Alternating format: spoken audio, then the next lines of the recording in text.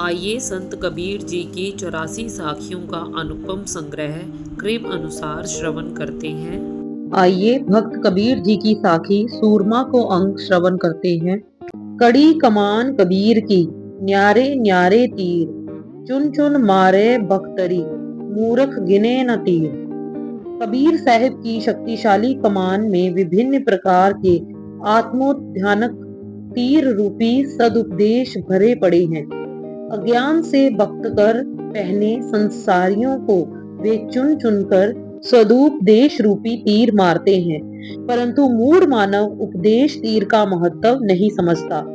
कठिनाई कछु है नहीं, जो सिर बदले ले, राम नाम नहीं छांडिए, जो सिर करवट दे।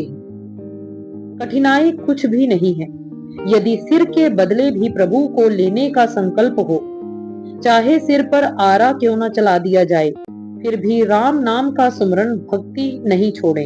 कबीर तुरी पलानिया, चाबुक लीन्हा हाथ, दिवस थका साई मिले, पीछे पड़ है रात।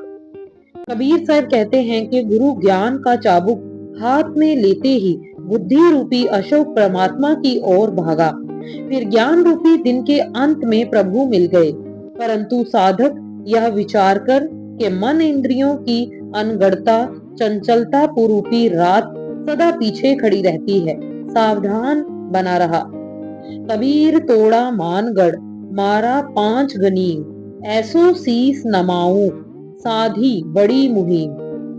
कबीर साहब कहते हैं कि जिसने अहंकार के किले को तोड़कर अविद्या, असिमता, राग, द्वेष, अभिनिवेश रूपी शत्रुओं को मारा, ऐसों को सिर झुकाकर सम्मान देता हूँ, क्योंकि उन्होंने बहुत बड़े लक्ष्य को प्राप्त कर लिया। कबीर रण में आए के पीछे रहे न सूर, साईं के सन्मुख रहे, जूझे सदा हजूर। कबीर साहब कहते हैं कि मन इंद्रियों की बाहरी प्रवृत्ति के विरुद्ध संग्राम में आकर शूरवीर साधक पीछे नहीं हटता, अपितु परमात्मा के सामने रहकर सदा मन से जूझता रहता है। कबीर सोई सूरमा, पांचों राखी चूर, जिनके पांचों मोकली, 300 साहब दूर। कबीर साहब कहते हैं कि वही शूरवीर है जो पांचों ज्ञान इंद्रियों को अपने काबू में रखता है, जिनके पांचों स्वतंत्र हैं, उनसे परमात्मा दूर है। कह दरबारी बातरी, क्यों पावे वह धाम, शीस उतारे संचरे, नहीं और का काम।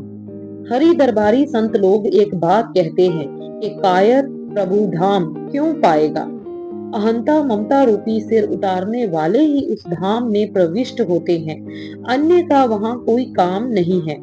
कायर काम न आवई, ये सूरा को खेत, हाथ पांव बिन जूझना, काया शीस समेत।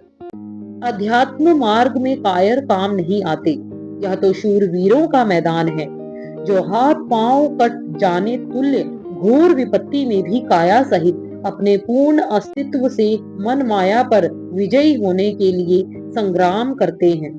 कायर सेरी ताकवे, सूरा मांडे पाव, शीस जीव दो दिया, पीठ न आया घाव।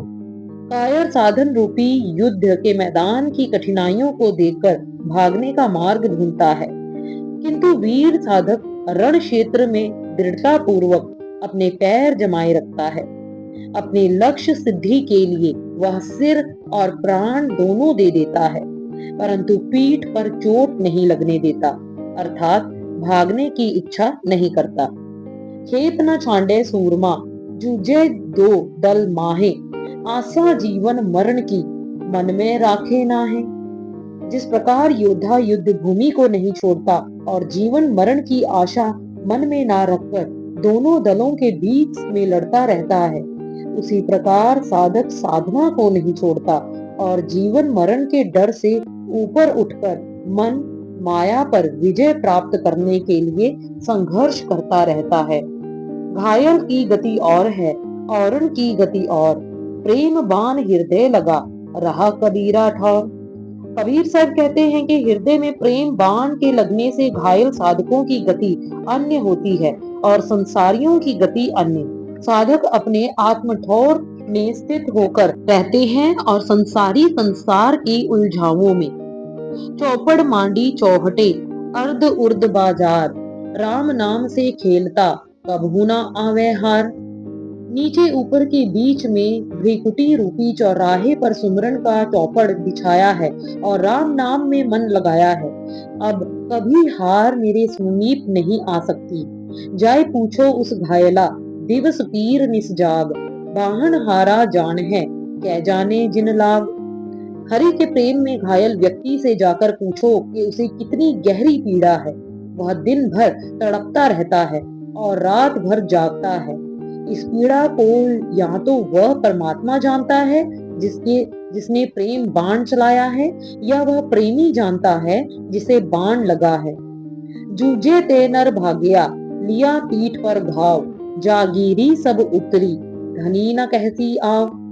जो मानव अज्ञान अविवेक के विरुद्ध युद्ध करने से भाग जाता है और भागते हुए पीठ पर चोट लेता है, उसकी मनुष्य तन में आनंद धन की प्राप्ति सभी संभावनाएं नष्ट हो जाती हैं और परमात्मा रूपी घनी भी उसे अपने पास आने को नहीं कहते। तीर तुपक सो जो लड़े, तो सो सूर न होए, बाया तज भक्ति करे, सूर कहावे सोए। जो तीर तोप बंदूक बर्छी भाला आग से लड़ता है, वह सच्चा योद्धा नहीं है। जो माया की आस्ती को छोड़कर भक्ति करता है, वही योद्धा कहलाता है। तीर तुपक सो जो लड़े, सो तो सूरा नाहे, सूरा सोई सराहिए, बांट बांट धन खाहे। जो तीर तोप बंदूक बर्छी भाला आग से लड़ता है, वह सच्चा योद्धा नहीं है। जो लोभ पर विजय प्राप्त कर न्याय से उपराजित धन को बांटकर खाए, वही योद्धा प्रशंसनीय है। ध्वजा फरूके सुन्न में, बाजे अनहद तूर, तकिया है मैदान में, पहुंचेगा कोई सूर। शून्य में परमात्मा का ध्वजा फहराता है, जहां अनहद के बाजे बजते हैं। उसी मैदान के संतों का निवास है, किंतु वहां मन इंद्रियों पर विजय प्राप्त करने वाला कोई शूरवीर ही पहुंचता है। पारथ सूरा मैं सुना, जाके सारंग पाण, बाहिर बैरी बहुहने, एक न मारे बाण। मैंने सुना है कि अर्जुन बहुत शूरवीर थे, स्वयं श्री कृष्ण उनके सारथ थे। अर्जुन ने बाहर के बहुत से शत्रुओं का नाश किया, किंतु बाहर के अज्ञान मोह पर एक भी बाण नहीं मारा। परिणाम स्वरूप श्री कृष्ण की दुर्लभ संगति पाकर भी वे हिमालय में गल मरे। भक्त कबीर जी की साखी सूरमा को अंग का दूसरा भाग जल्द ही आप सबको श्रवण करवाएंगे।